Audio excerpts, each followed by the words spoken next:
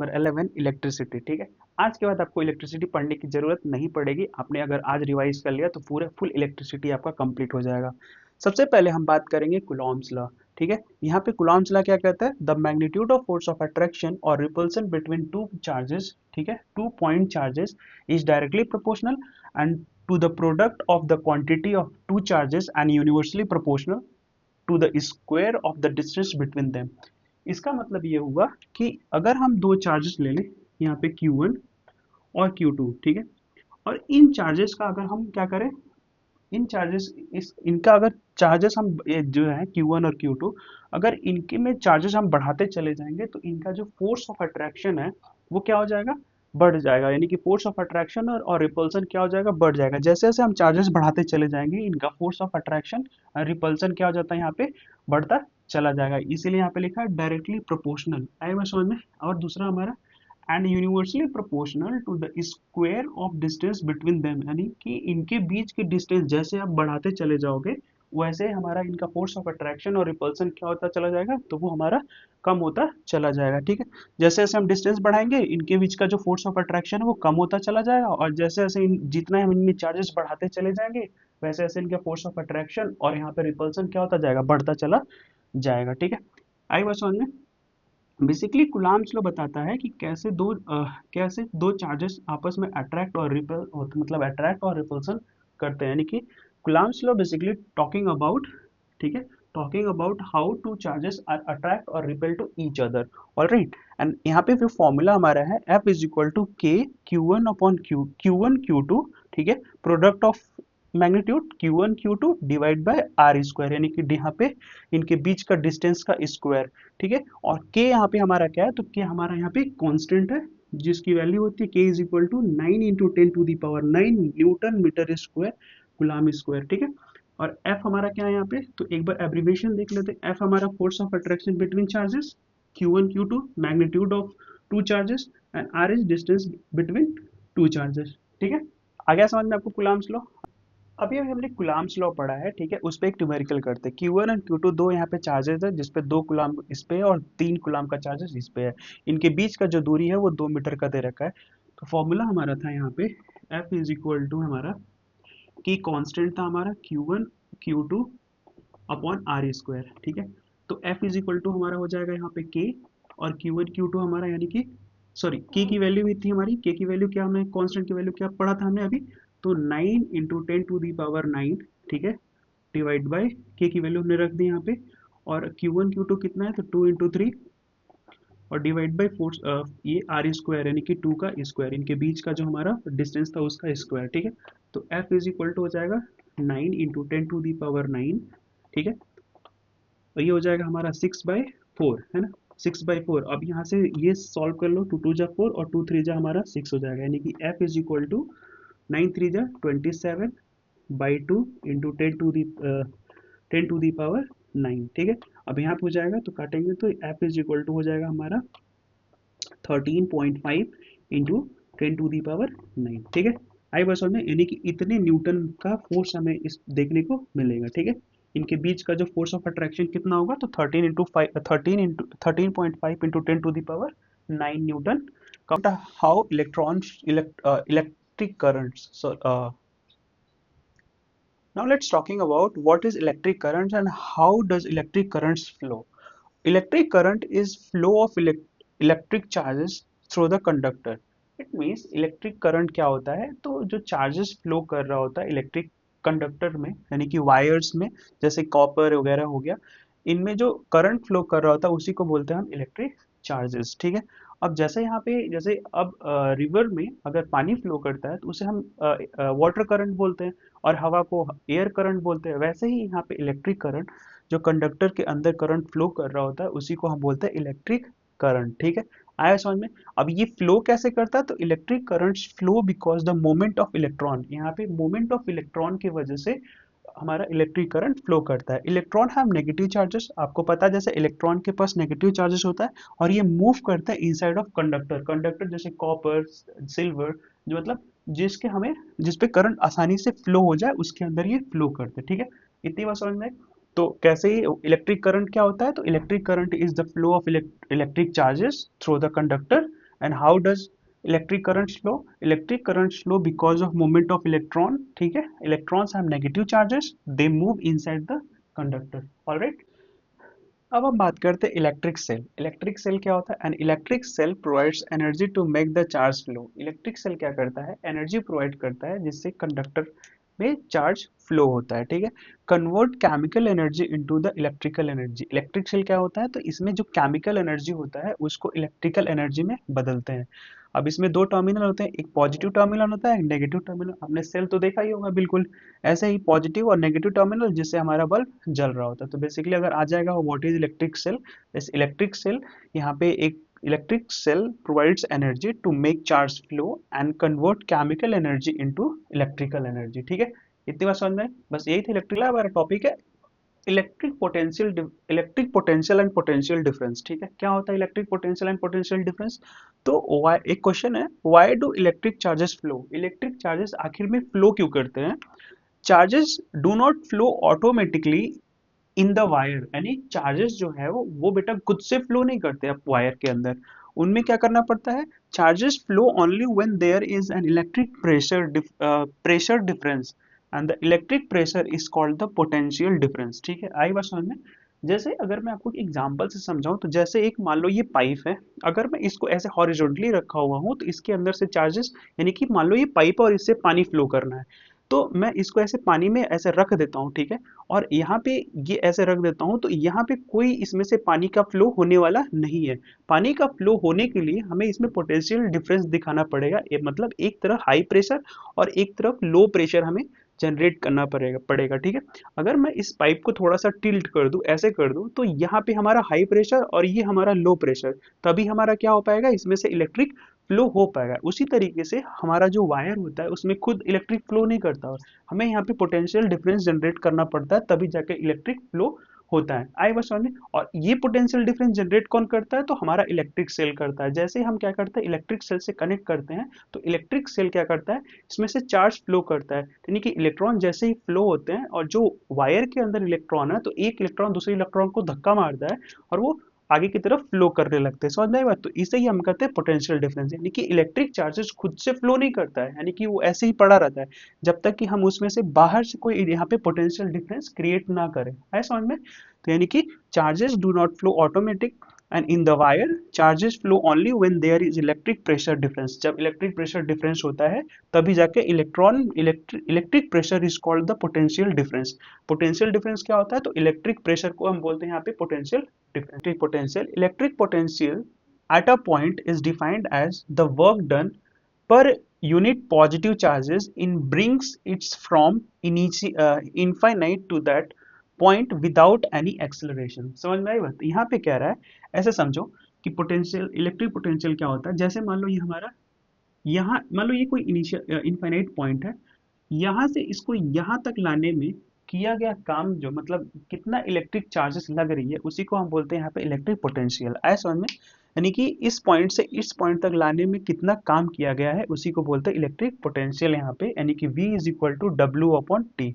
यानी कि electric potential V, work done W, और हमारा जो चार्जेस है वो Q चार्जेस है, ठीक है। यानी समझ, इसका जो फॉर्मूला बन के आएगा तो V is equal to W upon Q, यानी कि जब हमें इलेक्ट्रिक पोटेंशियल निकालना होगा तो हम ये फॉर्मूला यूज करेंगे।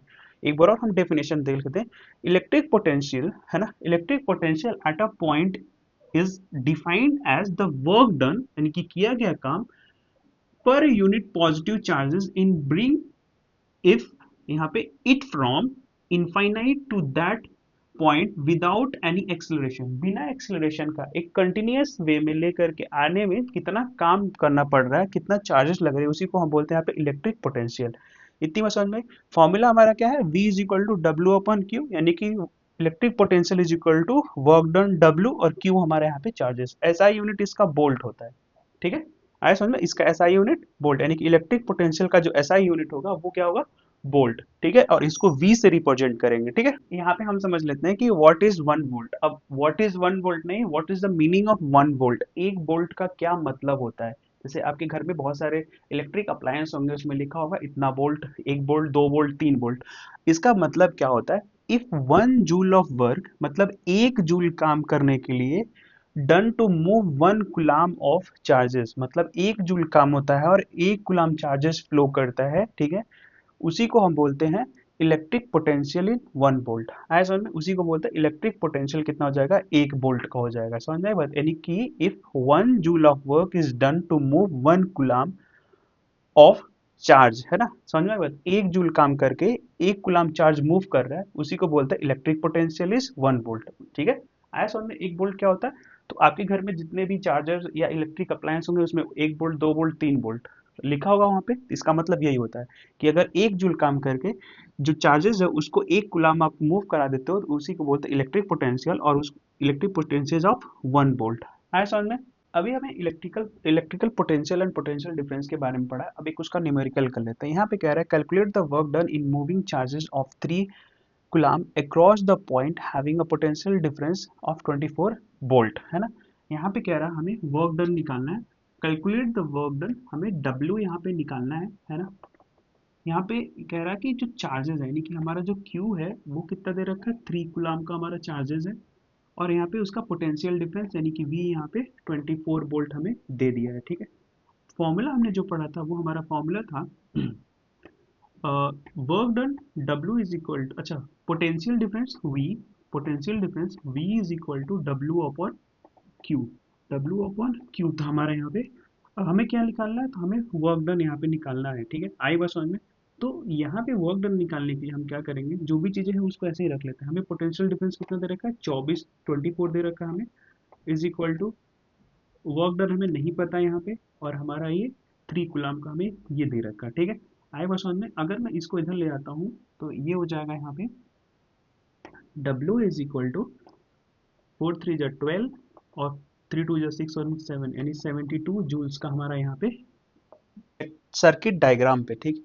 अब सर्किट डायग्राम क्या होता है उसको और ऐसे समझते हैं। A circuit diagram is simple diagram, ठीक है, शो हाउ इलेक्ट्रिक कंपोनेंट और कनेक्टेड यूजिंग स्टैंडर्ड सिंबल, ठीक है। यहाँ पे कह रहा है कि ये इलेक्ट्रिक डायग्राम दिखाता है कि कैसे इलेक्ट्रिक कंपोनेंट एक दूसरे से कनेक्ट होते हैं। स्टैंडर्ड डायग्राम हम यूज करेंगे, तो कुछ सिंबल हैं जिनका हम यूज करके हम सर्किट डायग्राम बनाएंगे। सिंबल हम देख लेते हैं। पहला, ये हमारा है इलेक्ट्रिक सेल, ठीक है। इलेक्ट्रिक सेल इस तरीके से बनाएंगे। ध्यान देने वाली बात इसमें ये है कि जो हमारा प्लस टर्मिनल है वो बड़ा है माइनस टर्मिनल से, ठीक है, ये ध्यान देना।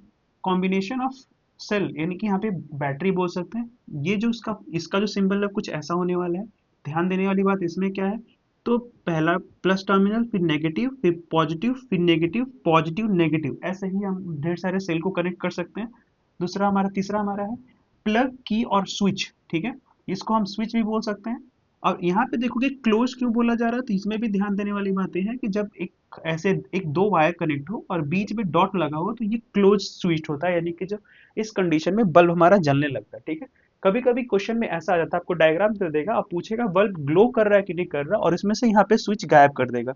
आपको लगेगा सब कुछ ठीक है, लेकिन यहाँ पे डॉट का ध्यान देना बहुत जरूरी है। देखो, ये जो है क्लोज सर्किट है, यानी कि यहाँ पे प्लग लगा हुआ है, यानी कि स्विच हमारा यहाँ पे ऑन कंडीशन में है।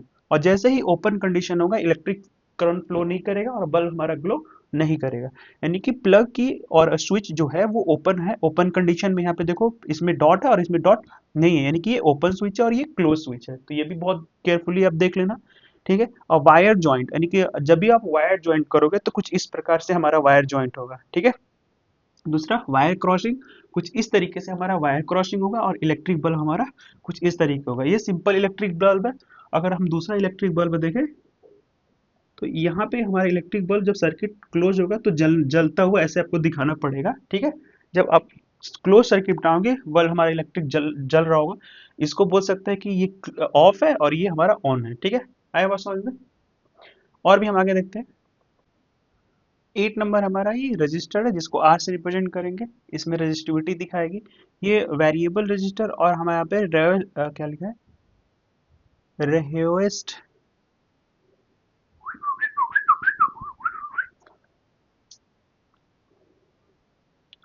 देखो, ये हमारा रजिस्टर है, ठीक है। इसमें रजिस्टिविटी दिखाने के लिए ये रजिस्टर्ड, इसको आर से हम दिखाते हैं, मतलब इसको आर से रिप्रेजेंट करते हैं। ये हमारा रजिस्टर है। ये वेरिएबल रजिस्टर्ड है, कुछ इस तरीके से ये ऐसे या फिर ऐसे दिखाया जाता है। ये हमारा मीटर है, ठीक है। अमीटर, यहाँ पे ए लिखा होगा और ये हमारा वोल्ट मीटर है और बी लिखा होगा, ठीक है। अब इन सब का यूज हम देखेंगे सर्किट डायग्राम बना करके कि कब किसका कैसे यूज किया जाता है, ठीक है। हमारा ओम्स लॉ है।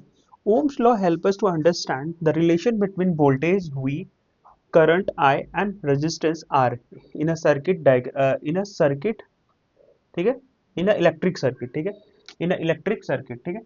यानी कि ओम्स लॉ क्या करता है, हमें मदद करता है वोल्टेज, करंट और रेजिस्टेंस के बीच में इलेक्ट्रिक सर्किट में क्या इनका रिलेशन है ये बताने में। ओम्स लॉ क्या होता है?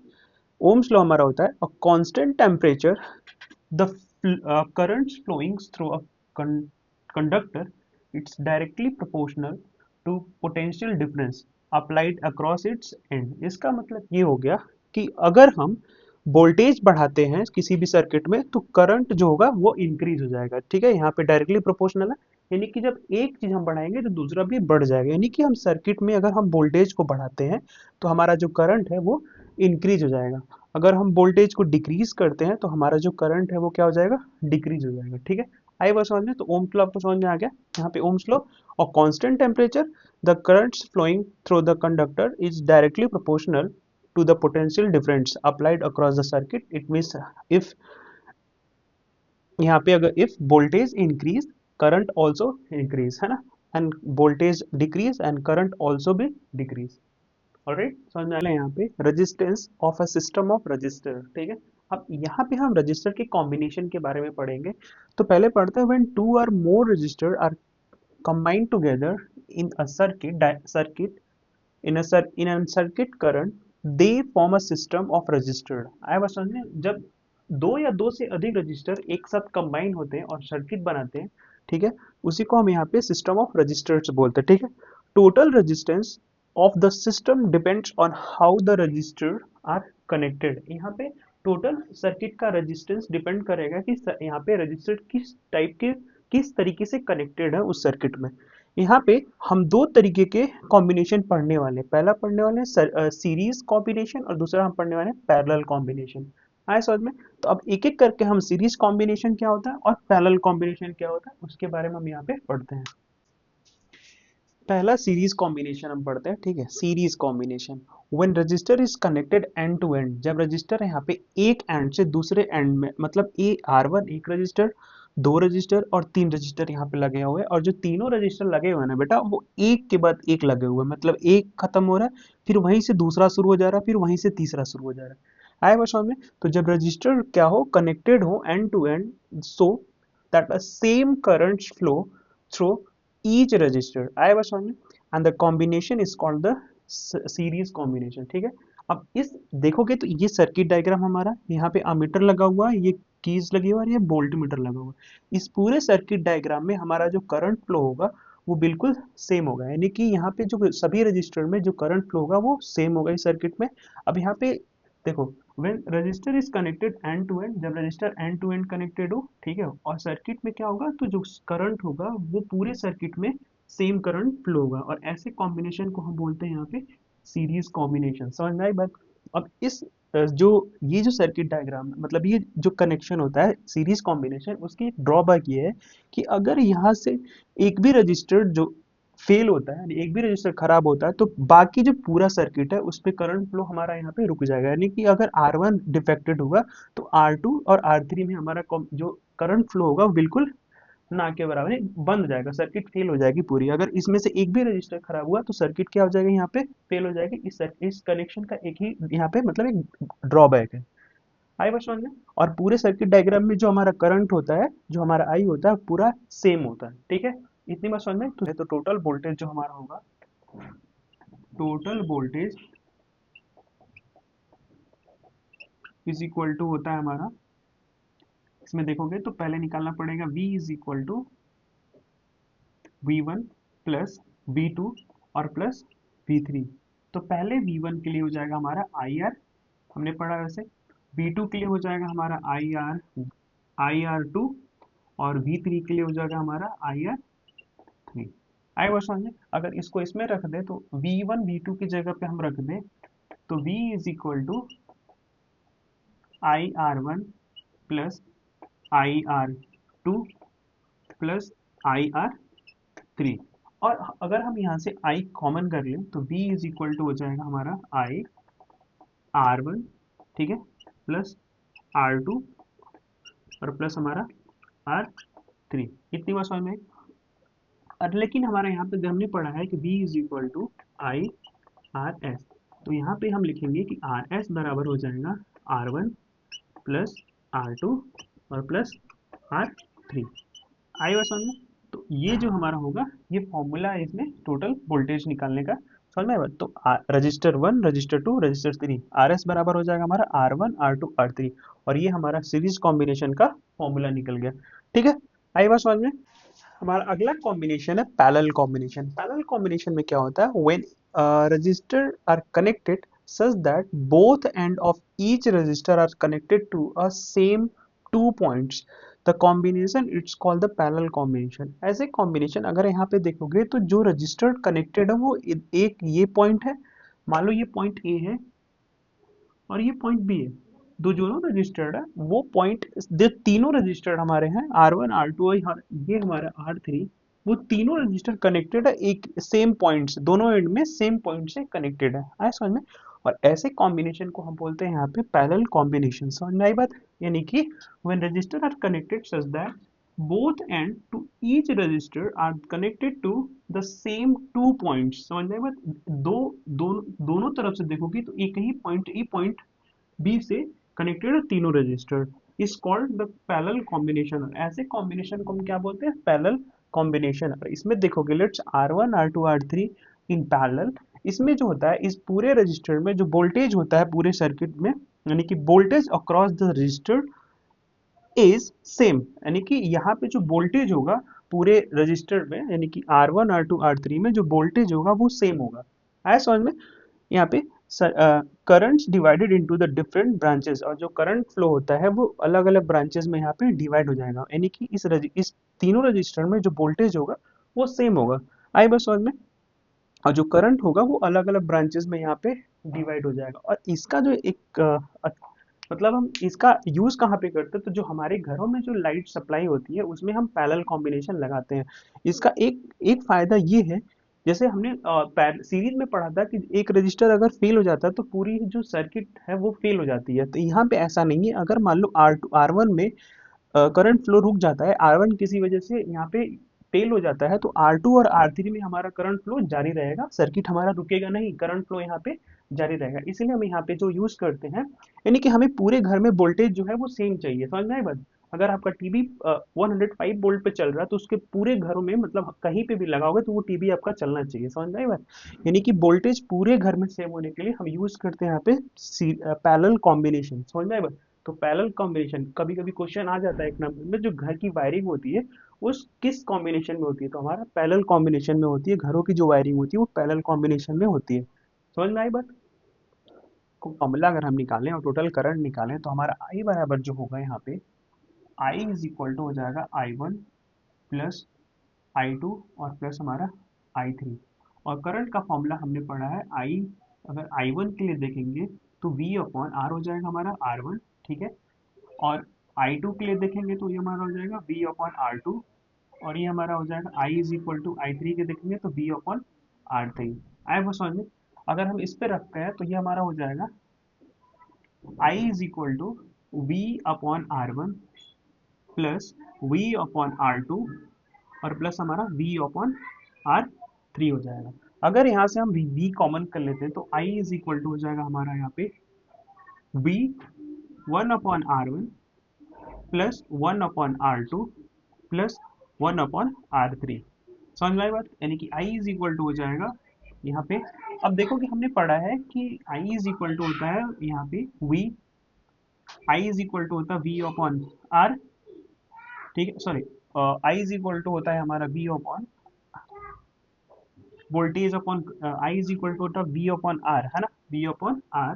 इसलिए हम यहाँ पे यूज करेंगे कि यहाँ पे 1 अपॉन R, यानी कि R is equal to R S, resistivity is equal to हो जाएगा हमारा 1 upon R1 plus 1 upon R2 और प्लस हमारा 1 अपॉन R3। ऐसे डॉट डॉट चलता जाएगा, जितने रजिस्टर लगाते जाओगे वो हमारा होता जाएगा, यानी कि R1 इज इक्वल टू हो जाएगा हमारा यहाँ पे R S is equal to 1/r1 1/r2 1/r3। तो ये हमारा पैरेलल कॉम्बिनेशन के लिए हमारा ये फॉर्मूला निकल के आता है, ठीक है। सर्किट का तो पैरेलल कॉम्बिनेशन के लिए current I is equal to हो जाएगा I1 प्लस I2 और प्लस हमारा I3, है ना। और हमने पढ़ा है कि current I is equal to होता है V अपॉन R, ठीक है। तो इसमें अगर I1 के लिए देखेंगे तो V अपॉन R1 प्लस दूसरे के लिए देखेंगे तो यहाँ हमारा जाएगा V अपॉन R2 और प्लस इसके इस I के लिए देखेंगे तो V अपॉन R3 हो जाएगा, ठीक है। और I इज इक्वल टू अगर हम यहाँ निकाल लें, ठीक है, I इज इक्वल टू अगर मैं v कॉमन ले लूँ यहाँ से तो v बराबर हो जाएगा हमारा v सॉरी 1/r1, ठीक है। यानी कि 1/r1 plus 1/r2 plus 1/r3। और हमने क्या पढ़ा हुआ तो i इज इक्वल टू हमने पढ़ा हुआ v अपॉन r, इसलिए हमारा v upon r v upon हम यहाँ पे v अपॉन r ले लेते हैं और यहाँ पे लिख सकते हैं कि 1/r is equal to 1/r1 plus 1/r2, ठीक है, और प्लस 1/r3। इस तरीके से हमारा ये फॉर्मूला आ जाएगा 1/r is equal to 1/r1 1/r2 1/r3, ऐसे डॉट डॉट डॉट जितने रजिस्टर लगेंगे उस उतने हम आगे बढ़ाते चले जाएंगे। यानी कि इसके आगे भी हम रजिस्टर ऐड कर सकते हैं, ठीक है। यहाँ पे 3 रजिस्टर लगा, यहाँ पे 4 रजिस्टर लगा सकते हैं, तो यानी कि 1/r4।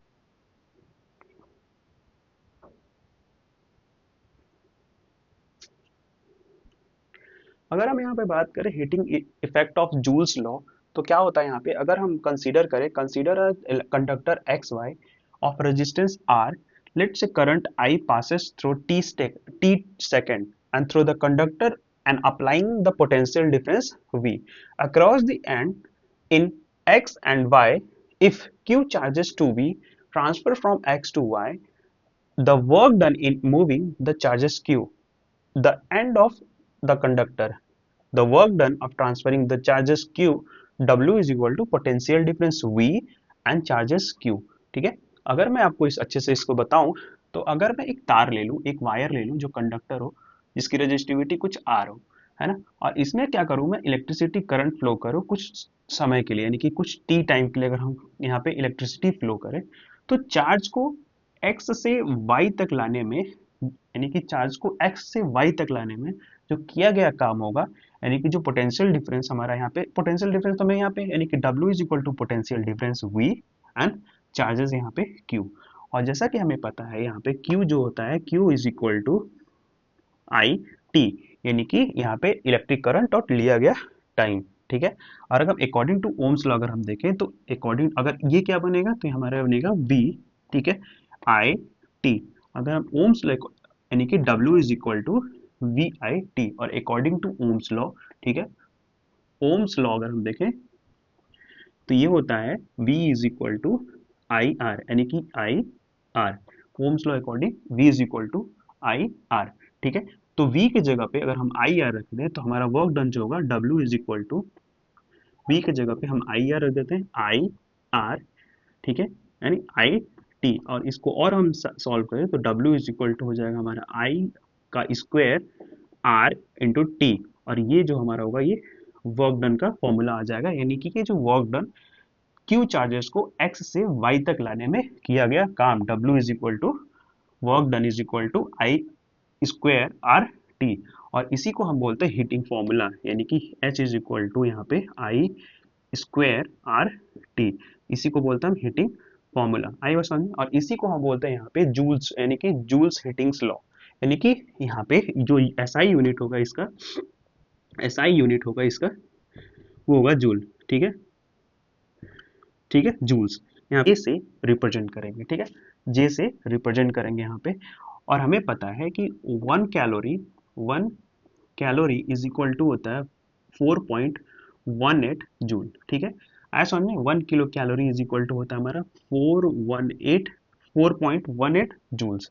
तो ये हमारा हुआ हमारा हीटिंग का formula, heat is equal to I का स्क्वायर आर इंटू टी, ठीक है। और यहाँ पे एसआई यूनिट जो होता है हीट का वो होता है जूल, और 1 kilocalorie is equal to होता है 4.18 जूल, ठीक है। इस पे कि हीटिंग कोई भी कंडक्टर हीट प्रोड्यूस करता है, why does heat produce in the conductor, conductor में आके हीट प्रोड्यूस होता क्यों है?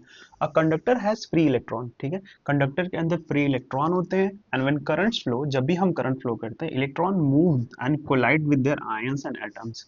जब भी हम क्या करते हैं किसी भी कंडक्टर में इलेक्ट्रिसिटी मूव कराते हैं तो इनके आयंस जो होते हैं, जो एटम्स होते हैं, वो आपस में कोलाइड करने लगते हैं, टकराने लगते हैं। समझ में आई बात?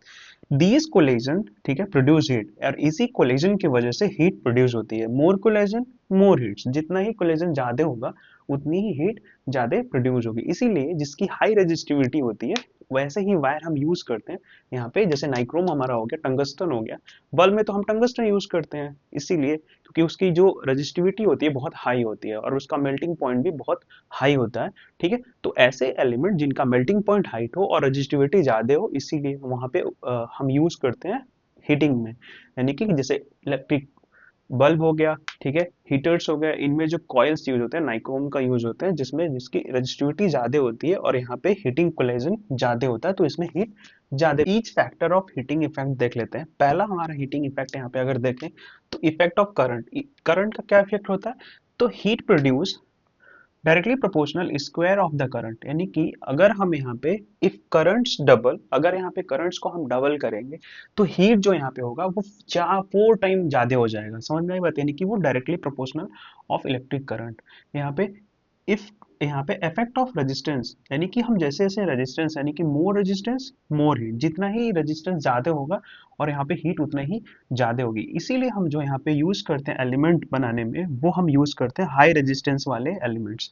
जैसे इसमें एक सबसे हाई रेजिस्टेंस होता है वो एक नाइक्रोम वायर होता है, जो आपने देखा होगा हीटर्स के जो एलिमेंट्स होते हैं उसका इसमें नाइक्रोम वायर्स का हम यूज करते हैं। बल्ब में हम टंगस्टन यूज करते हैं जिसकी रेजिस्टिविटी ज्यादा होती है, और जैसे ही करंट फ्लो होता है रेजिस्टिविटी ज्यादा होती है, इलेक्ट्रॉन आपस में कोलाइड करते हैं और उससे हीट प्रोड्यूस होता है, यानी कि हीट प्रोड्यूस होता है तो बल्ब हमारा ग्लो करने लगता है। दूसरा हमारा टाइम, जितना हम यहाँ पे टाइम, जितने ही टाइम तक अगर हम इलेक्ट्रिसिटी फ्लो करेंगे उतना ही हीट हमारा बढ़ता चला जाएगा। Heat directly proportional to of time, यहाँ पे heat directly proportional to of resistance. I बस में तो ये कुछ इफेक्ट है इलेक्ट्रिक हीट के, पावर के बारे में।